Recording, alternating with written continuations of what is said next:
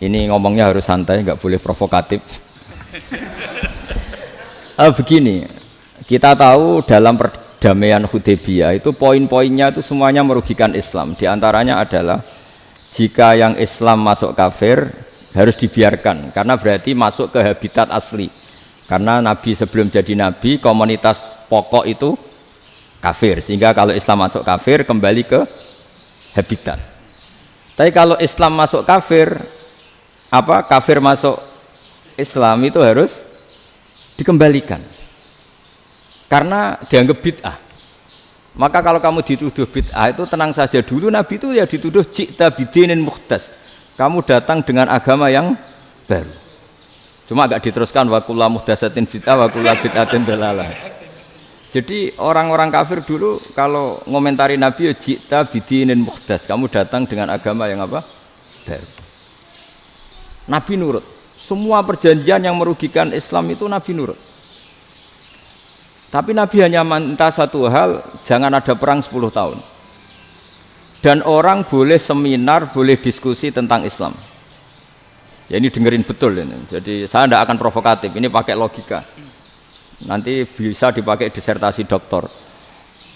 Tapi saya minta orang boleh diskusi, boleh seminar tentang Islam.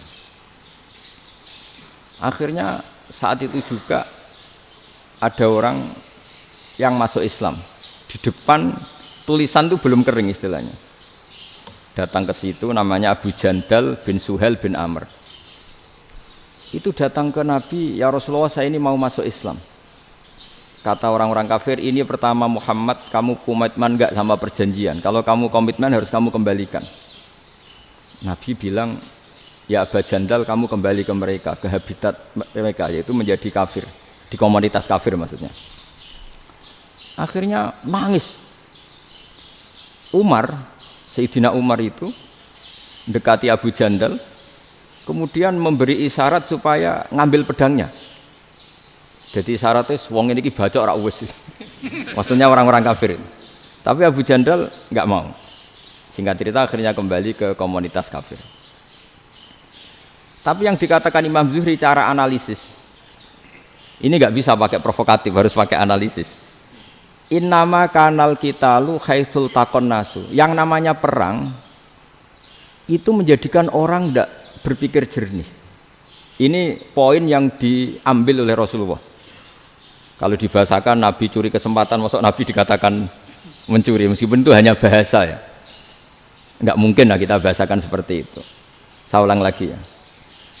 Kenapa ada perang berkesinambungan sampai tahun ke-8 Hijriah? Mulai tahun kedua ada perang Badar sampai tahun 8 Hijriah itu perang terus. Nabi sama orang kafir perang terus. Akibatnya apa Pak Profesor? Namanya perang itu ya nggak kau bermikir. Pokoknya agar ketemu Islam perang, Islam ketemu kafir perang nggak kau bermikir. Padahal Islam itu bisa diterima oleh akal sehat, harus lewat diskusi, lewat pengamatan, lewat pemikiran, lewat pengendapan berpikir.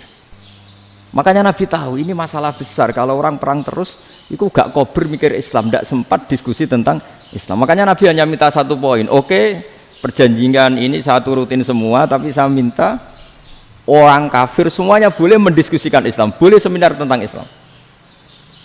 Mereka bilang iya, pada pikiran mereka kan diskusi paling piye. Ternyata betul, ada diskusi. Terus temanya gini, kira-kira bener di Muhammad Abi Abu Jahal. Terus Tuhan Muhammad sama Tuhan Abu Jahal itu keren mana? Diskusi. Tuhan Muhammad itu khaliqus samawati wal ardi, yang menciptakan langit bumi. Sebagaimana kampanyenya Muhammad. Ya mereka masih jangkar bilang Muhammad.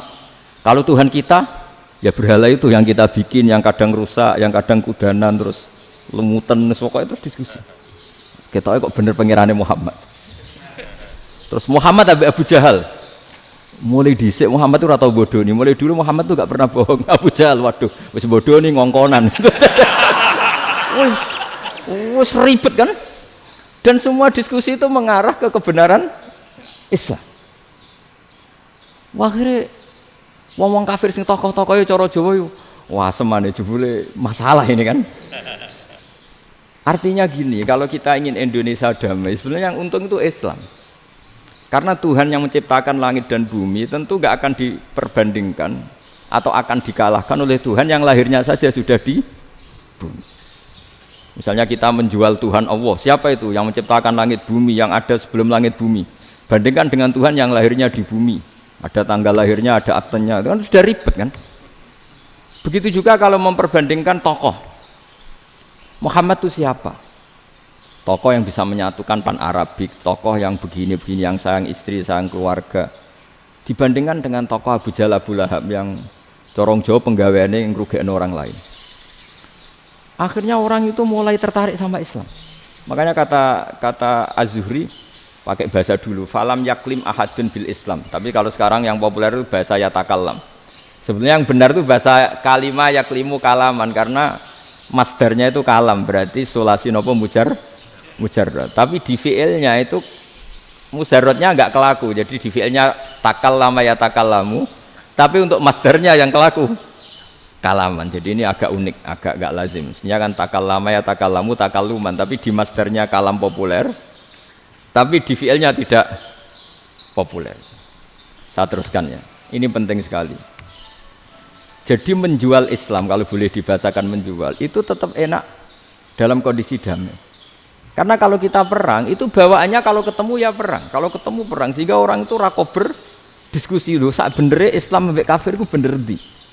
Karena tidak kober diskusi, tidak sempat diskusi, orang yang milih yang kafir. Karena yang mayoritas yang kuat. Sementara Islam zaman itu lemah. Lah Nabi itu yang diminta hudnah, yang penting kita damai. Terus orang boleh mendiskusikan benar mana kita dan mereka.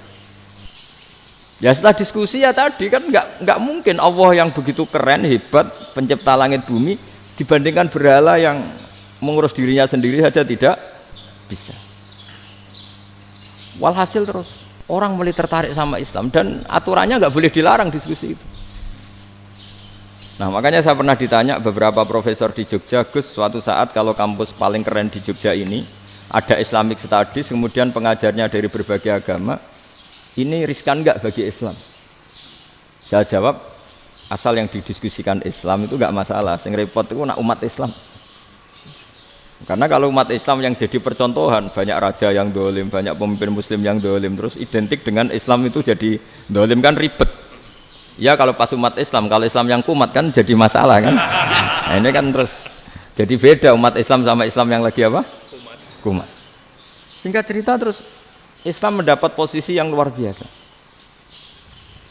Nah makanya di sini diistilahkan falam makanatil hudnah, ketika ada perdamaian wa amanan nasu ba'dum ba'do, orang merasa aman, itu fatafawadu fil hadis wal munazaah. Mereka berdebat, munazaah itu berdebat. Keren mana konsep Muhammad dengan konsep Abu Jahal? Keren mana konsep Tuhannya Muhammad dengan Tuhan kita? Terus diskusi dan mereka akhirnya ikrar, wah yang benar ya Muhammad lah. Di mana-mana Tuhan tuh ya sebelum langit dan bumi, di mana-mana Tuhan ya punya reputasi menciptakan.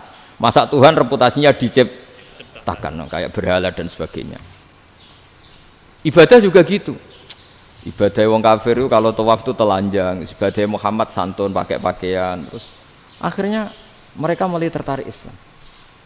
Sehingga saya lihat di beberapa tafsir, saya memang tidak akan ngomong yang tidak serius, ngergani Unisma ben sawangane pemikir serius. Di Quran itu sampean lihat di tafsir Tobari itu ada ayat bal naqdhifu bil haqqi 'alal batil fayadmaghuhu fa idza huwa zahid. Qadhafa itu kalau di kamus tak lihat itu takallama bila dalilin. Qadhafa itu ya pokoknya sekenanya. Artinya gini, kebenaran Islam atau kebenaran hak itu kamu taruh sekenanya saja itu tetap menang. Apalagi kamu taruh secara teratur, kamu taruh sekenanya saja itu tetap menang. Sehingga di sini banyak sahabat yang hidup di Cina. Sekarang juga banyak orang alim yang milih hidup di Amerika, banyak orang alim yang milih hidup di Inggris. Dan mereka pede, percaya diri karena kebenaran itu kamu letakkan di mana saja, itu tetap akan menang, akan menemukan momentum kemenangannya. Misalnya gini, contoh paling gampang. Dulu para peneliti, saya ulang lagi, dulu para peneliti itu ya datang kemana-mana, termasuk Ibnu Battuta, termasuk Ibnu Khaldun, ya semua peneliti itu suka neliti. Setelah diteliti, Quran itu satu-satunya kitab suci yang membicarakan sains, misalnya tentang falak, tentang astronomi, tentang asal-usul kejadian manusia, kejadian makhluk.